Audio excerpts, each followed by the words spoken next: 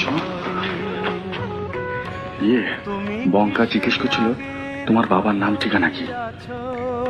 কি বলবো? বলবো না আমার বাবার নাম। আরে মিথ্যে করে কিছু বলো, মানে কাজ চালাবার মতো। স্বামী স্ত্রী যখন সাজতে হয়েছে তখন। পুরুষ মানুষের চোখে আপনি ধুলো দিতে পারেন, কিন্তু আপনার ভাব গতিক দেখে যে কোনো মেয়েই সন্দেহ করবে আপনি আমার স্বামী নন। সন্দেহ করবে কেন?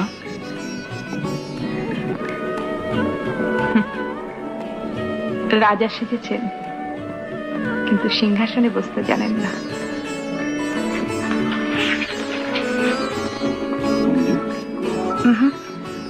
ঝর্ণা, এখনো কি প্রথম সকাল হলে স্নানটি সেরে পূজার ফুল তুলে